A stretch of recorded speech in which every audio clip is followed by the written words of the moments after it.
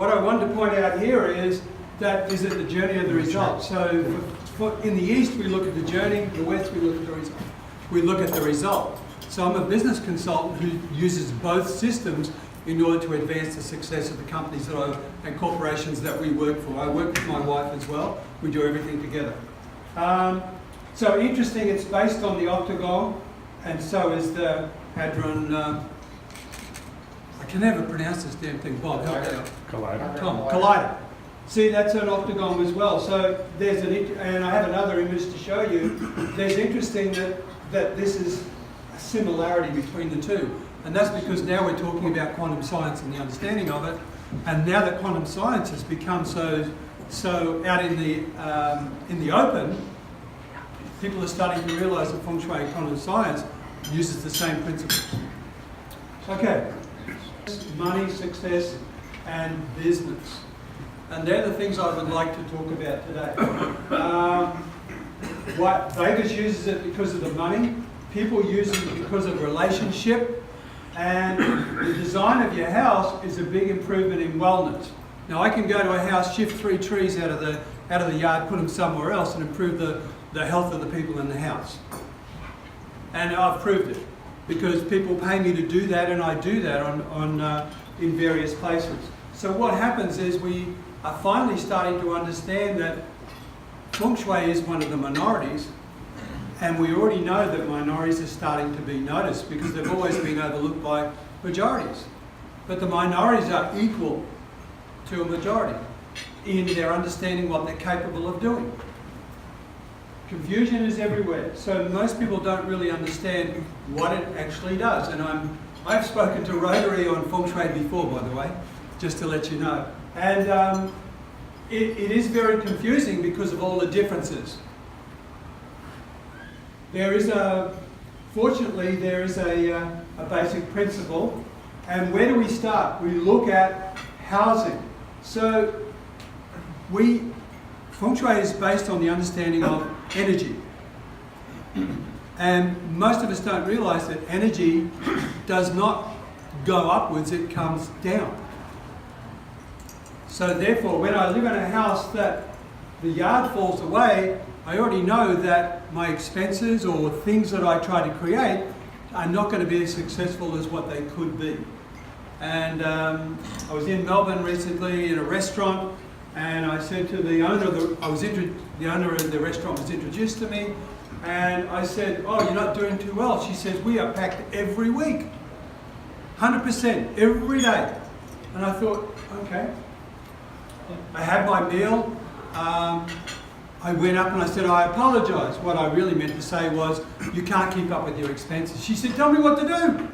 I said, "There's nothing you can do except make sure that the place is always full, because when you lease a building, you don't have that control to make those changes that are necessary." Cul-de-sac. What is a cul-de-sac? It's a dead end. Why do I live in a cul-de-sac, and who does live in a cul-de-sac? Those people who have children, life is comfortable, it's a little slow, success is not so great, it's nice, it's a comfort zone. Why? Because the energy comes in here and it drops, it's just held.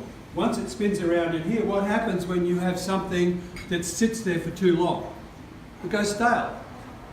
So unless it's re-energized all the time, then it's difficult. If you live in one of these two houses here, it's fine because the energy comes past you. But if you live in down here, life is very comfortable. It's great for kids to play, and there's a practical side and a success side to everything. We already know that there's a dual aspect to life anyway, no matter where we are. So the strategy and the science. Most people don't believe that Feng Shui is a science. I gave a lecture to the California Institute of Human Sciences 3 weeks ago, 4 weeks ago, whatever it was, talking about the science. And science was originally based on observation. Of course, now we don't really care about observation, it has to be factual. If it's not factual, it doesn't exist. Now, anybody who's got to our stage in life realises there are plenty of things that exist that we can't create a fact, especially human experience for that matter. So here we have the sky, the earth, the fire and the water, the basic elements. This is a compass. Thankfully, the Chinese invented the compass, and we use it worldwide, and it's been an incredible help for everybody. This is the core of the Heldron. Interesting, they're identical when you look at it. This is a map, just like a map of energy. This is the biggest energy machine on the planet. How interesting. This is how we divide it up, 3 by 3. Most ancient cultures go 3 by 3, 4 by 4, 5 by 5. They're the magic squares in life. And each one of those squares we call a palace, and they have certain attributes, and they move. They don't stay stationary. They actually move because everything does. Everything changes. What can you see? So quickly look at these two pictures and tell me what you're noticing. The yard in front of this one is short. This one here? To the right, yeah. Yep, it's short. What else? Anybody? The walls around the house. The walls, this one here? Yeah. The walls around the house. What else? Single and double story. Single and double story, thank you. Sloping down. Sloping down. This one here, yeah. Yes. So let me point out something. So if this is your house and your door is way back there on the side, you are not showing yourself to your neighbour, and therefore your neighbour can't find you either. So life becomes very difficult. This one over here, I really don't want you to come in because I built a wall around you, but also the energy has to come up. So I like my privacy, I like to be separated from everybody else. So if either of these people own a business, the only time the energy goes into this house is it has to be direct to you. It can't come from the side. And this one here, it has to jump over the fence. So in other words, I'm either getting energy that falls out of the sky or I'm not getting it at all. Because we know energy also flows across the ground. The other thing is, I don't have a photo of it, but a lot of people have trees in their yard. So just imagine that you have a tree in your yard and I'm your house. How do I connect to you? If I started talking to you now and thought, you know, this is a good way to talk to you, straight away it's disrespectful. So we have to think about energy as a point of respect. When I understand that energy is coming to me, it's great. When it's not, what's happening? There's something else happening. If I'm in business, I really need to know what that is, because if all the new strategies aren't working, then I need something else to help boost it. The 1% people that everyone talks about use Feng Shui. The banks use it, governments use it, and I'm not going to go into that. So the entry door is important. So we have an entry door. It's important that the entry door has nothing in front of it so I can receive. Because what is so important about the door? This is the mouth to the house. If my mouth is closed, I can't feed me. What happens to me over a period of time? I slowly dwindle in every possible way. How does that show up in our life? Divorce, lack of money, health, a whole range of different aspects. I want to know that when the energy comes into the house, it can actually come in, rather than having that wall that sits right there, you know, 3 feet away when you come in. And then the staircase that comes down to the front door is that all the energy that's upstairs goes down the staircase and out the door every time I own it. So it has to be constantly renewed. And we all know about beliefs. So the next thing is, look at your kitchen. We do not like water opposite fire. Stove and a sink. Sink and a stove, opposite. Why not? If I have fire and I have water, water can put out fire, fire can diminish water. What have I got? Something that's constantly in opposition. It helps when the pot's on fire. It definitely helps when the pot's on fire. But it also can help create that disturbance between a husband and a wife or somebody else in the house. See, and why? Is because they are both active energies. They're not like the number. When you turn the tap on, the water is creating something. Why do we gravitate to water? Because it's energizing. We walk on the beach, we go swimming, we hang around pools, we go to lakes, because it's energizing. Why do we like fire? Because it's warming. It's feeling, it comforts us. They're alive, they energize, they create, they're alive. So when you have two opposites opposite each other, you're going to have conflict of some description because one's trying to control the other. One second, yep. And also, so you can see here they're side by side, and in this one here we've got this basin over here and the stove over here. Yes, question? That was going to be my question on it, because you have to have it somewhere here. You have to have it somewhere. You can't put it in another room. That's right. Designers, interior designers will come along and say, okay, you've got to walk around your kitchen, so we're going to have it at a triangle, right? And they're all going to be close by, and so we put them opposite one another, and then we put the fridge or whatever or somewhere else. Just be aware of that, because the fire is the most volatile, isn't it? Isn't anger the most volatile? Anger and fire are similar energy, right? So we now have to look at the concept of how that functions. And I will answer some questions. I've got to go forward, look at that. Bedrooms. So you don't want to be in this bedroom. Why? Because energy bounces, moves between the floor and the ceiling. And when the ceiling and the floor is the same, the energy is balanced. And when it's not the same, it bounces all over the place. It interferes with you while you're asleep. It's not calming. Remember, the bedroom is for calming and rejuvenation amongst the other lively activities that happened when we were younger. So, or maybe it's still happening, considering you're a pretty lively bunch. So, oops, sorry. So I'm trying to point out here, we have this uneven section above the head. We have the mirror and the glass reflecting. We know now that we really want dark drapes on the window sills because it increases the melatonin in our body to give us a much better sleep. And we all know that a lack of melatonin in a female is what's helping with different upper body cancers and other things that are going on right now. We also know that we don't really want a window behind a bed. If it's up off the floor this height, it's okay. When it comes down lower, because sometimes most of us have moved into houses that are already built, we don't have an option, and we don't make the changes that are necessary. We just squeeze ourselves into the existing space.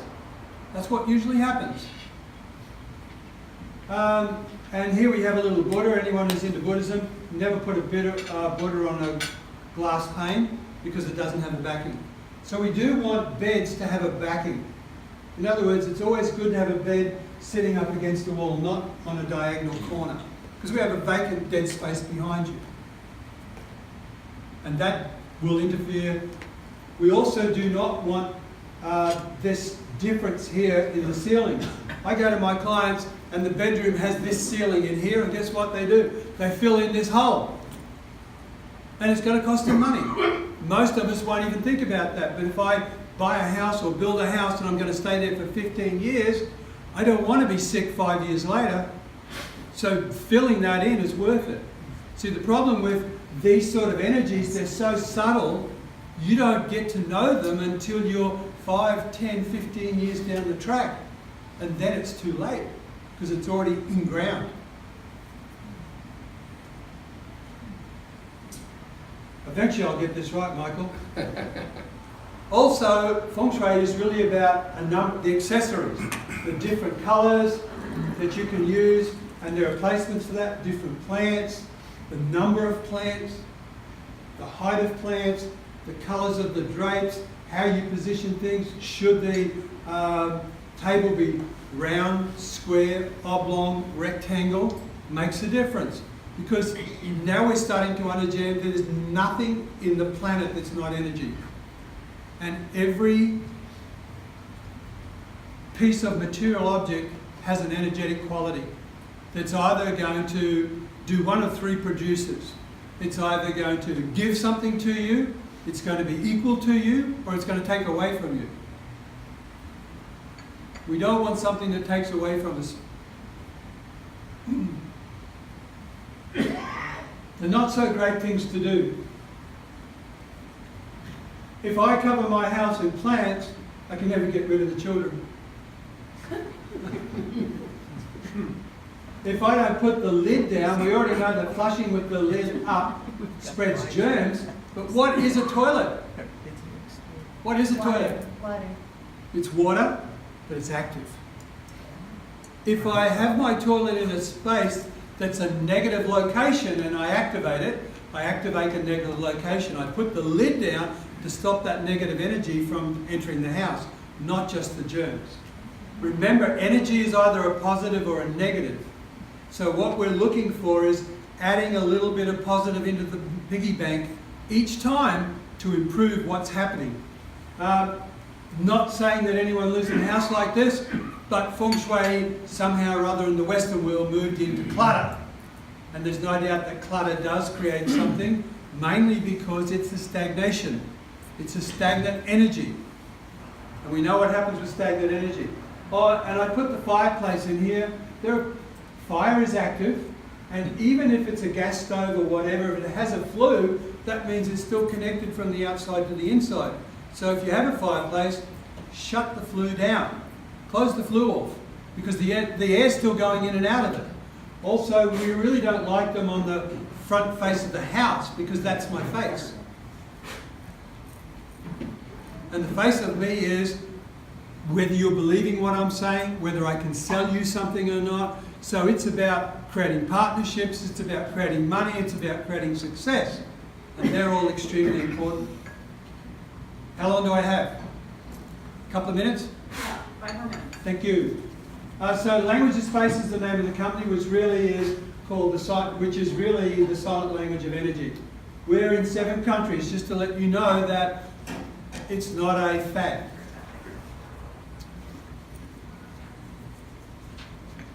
Strongest alliances are those with who you have a different skill set. Now, as a Rotary member, you already know this. Just working with other Rotary clubs, or people that are not part of Rotary who do come and support you, or they're a resource for you, or you're a resource for them. That's how businesses function. That's how most of us function. That's why we got married, I think.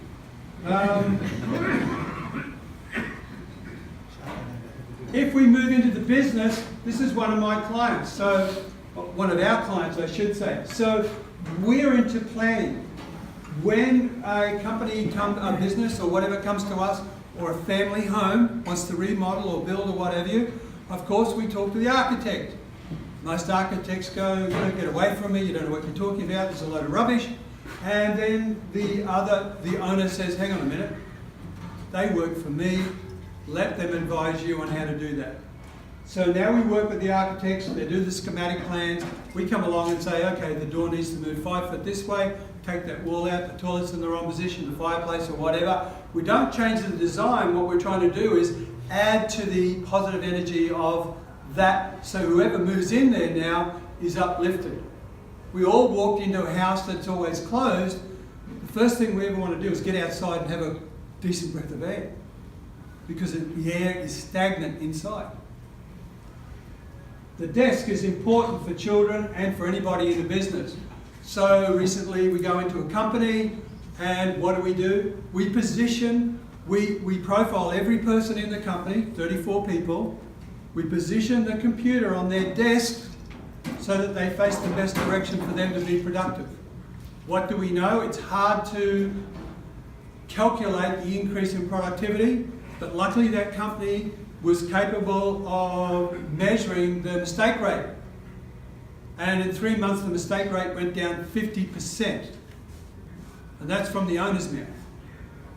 Matter of fact, the fastest growing companies in America for the last 2 years have all been Feng Shui companies. The one in Segunda in 2016, they increased by over 8,000% in the 8 years that they've been in business. We have to be thinking about these large numbers now. IT companies are increasing their businesses into the 20,000% over 5-year periods. Way beyond what we're thinking about now, because for most of us it's out of our realm of thinking, because we grew up in a different era.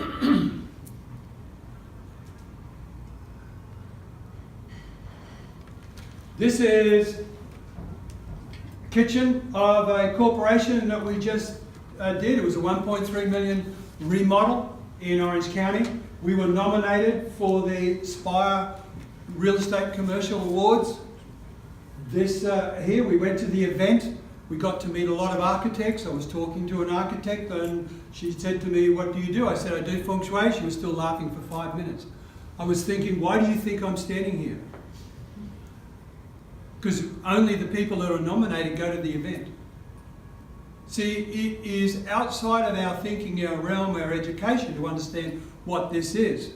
Singapore, no one builds a building in Singapore. Those of you who got to see the richest Chinese crazy movie or whatever it was, loved it. And it was really, I would say, it was a tourist ad to come to Singapore, really, because it was so great on the beauty of Singapore. 30 miles long, 12 miles wide, one of the richest countries in the world. They only build buildings based on Feng Shui. How does that happen? 30 miles long, 10 miles wide. That's insane when you think about it, one of the richest countries on the planet. They tore it all down and rebuilt it. They did, and yep. So those who dare to embrace innovation and diversity will gather opportunities to them greater than life's experience. That's why people become successful, because they're not trying to do it on their own, because there's nothing that in this world that is on its own that exists over a period of time. You have to connect to somebody else. Life's about connection, isn't it? Man, woman, child. That's how life moves forward. And so it happens in every other area of life if we're open enough to see how that functions. So this lady here asked me to design a house for her for an investment. During the process, she met a man. 6 months later, she said, "He's going to move in. I think he's a keeper. What do I do?" What I did was I said, "It's going to cost you money. You're going to have to rearrange your front." I put this, rearrange your front garden and build this big wall here. And instead of coming out of your front door here, you're going to walk across and come down these staircases here. Now they've got the child. Here's the plan. I helped the architect draw it up. This is the building process, and this is the end product. This house is actually in New Zealand. Like I said, we work in many different countries, and they're still happily together, and I think this is, there's the proof of it right there. Language is space. We've been everywhere. We've been in Forbes. We do Secret Knock, Inc. magazine. I lecture, Pamela and I lecture business organisations, volunteer. We volunteer like you guys do. We've lectured in conventions in Vegas for the last 5 or 6 years to businesses to help them grow. I was brought to this country to save businesses and when the recession started. That's why I'm here for 9 years. Any questions, please? I hope you enjoyed that. Yes. Do I have a couple of minutes on questions?